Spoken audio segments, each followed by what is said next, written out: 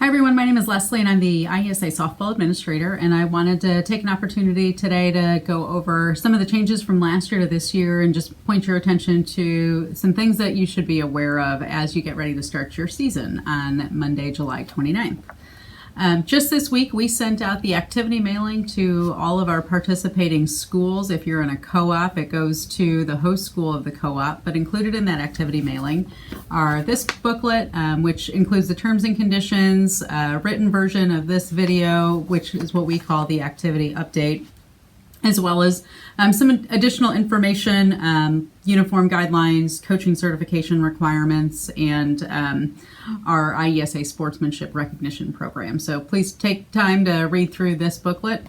Also included in your mailing is the Nfhs Rules Book for 2019. When you get your rules book, if you flip to the second page inside, it will outline the rules changes from last year to this year. So you'll find rules changes, major editorial changes, and the softball points of emphasis for the National Federation. And then also inside of your activity mailing, you'll find a small index size card that is hot pink, and it outlines the DP Flex rule. So if you have questions, or if you are a coach and you want to carry that with you along with your rules book as you go to contests, just as a quick reference guide, that is also provided for you in your activity mailing. The only change to the softball terms and conditions is the date or day of the week for when games can begin. Now games can begin on Wednesday, August 7th for this year. So that is a couple days earlier than last year. In the past, it's been Saturday has been the start date. So you can begin on Wednesday, August 7th. A few points of emphasis specifically for IESA softball.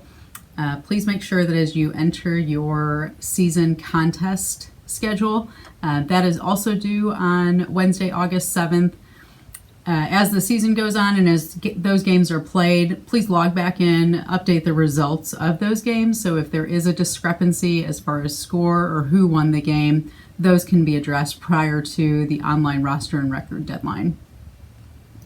Once we reach the roster and record deadline, the next step for coaches will be to complete ranking of the other schools in the regional.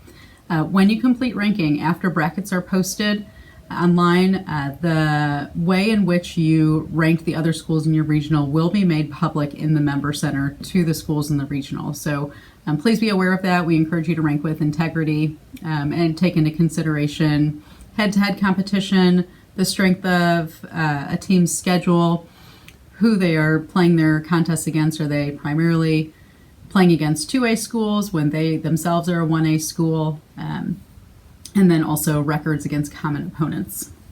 The last point of emphasis for IESA softball comes from the officials, and that's just a reminder to make sure that players are transitioning efficiently between innings. Per Nfhs rule, there is a 1-minute time limit. So from the beginning of the year, encouraging your athletes to hustle in and out of the field would be very much appreciated to continue the pace of play for the game.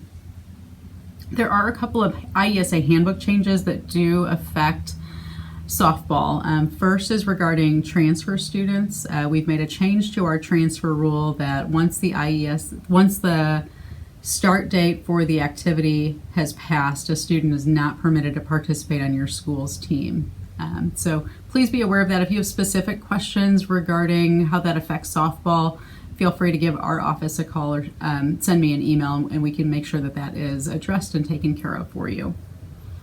Second is just in regards to clarification about students who have been retained. If you had a student who was in 6th grade last year and played on your IESA softball team, and that student has been retained in 6th grade this year, that student is not eligible to compete on your IESA softball team. They are eligible to compete in any activities they didn't already compete in during their first year in 6th grade. So if they did not participate in cross country in their first 6th grade year, they could do it in their retention year.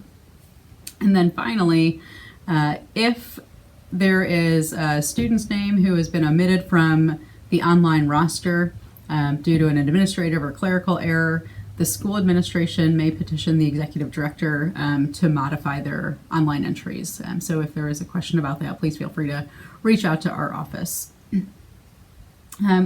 like I said at the beginning of this video, practices and tryouts can begin on Monday, July 29th. Inside of your terms and conditions, the very first page outlines a season calendar. Please be aware of those dates and deadlines as we get to them. One change that all schools will see this year, both in single A and double A, we do have a 9-team regional. I have posted an updated sample bracket of what the 9-team regional will look like. The play-in game between the 8 and the 9 seed will take place before the quarterfinal date of September 11th. So I will communicate with those schools specifically that are involved in the 9-team regional, and we'll talk about those logistics, and I'll communicate with the regional host as well. But if you have questions regarding that, it's because we've had a great growth in softball from last year to this year, and we're excited to see that. But it has also required us to make a couple of changes on our end as far as how we run that regional tournament. So we will do our best to stay in touch with you about those changes. As you continue preparing for the beginning of the season and as you get started competing in games, please don't hesitate to reach out to our office. We are here to be a resource for school administrators and for coaches. We want your student athletes to have a positive experience. So anything that we can do to help that process go well, please feel free to reach out. Good luck as you begin your season, and we're looking forward to having you as part of IESA Softball this year. Thank you.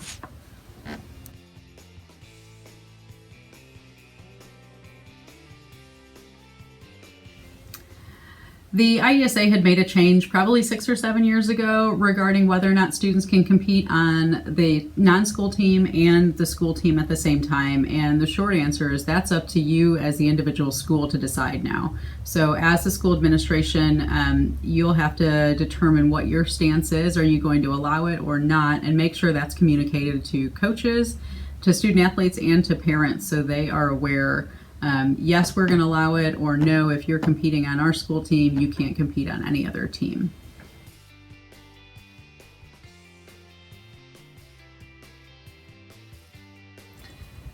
This is outlined in the terms and conditions as far as who is responsible for paying the officials for regional tournament games. And I'll go ahead and start with regional quarterfinals. The regional quarterfinals take place at the site of the higher seeded team.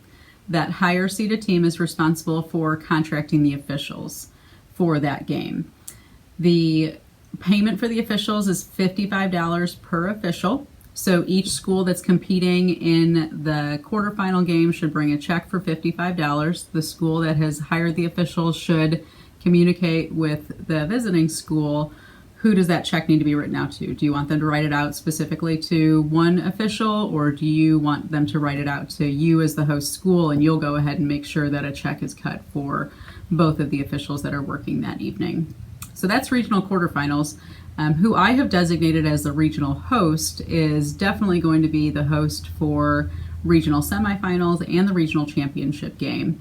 Again, that IESA designated regional host is who's responsible for hiring the officials. The payment comes from the schools that are competing in each of those contests, and it falls on the host school to communicate with the competing schools. Who do you want them to write that check out to? So there's a lot of communication on the front end, but at the end of the day, the officials, after they walk away from a regional tournament game, they should be walking away with payment.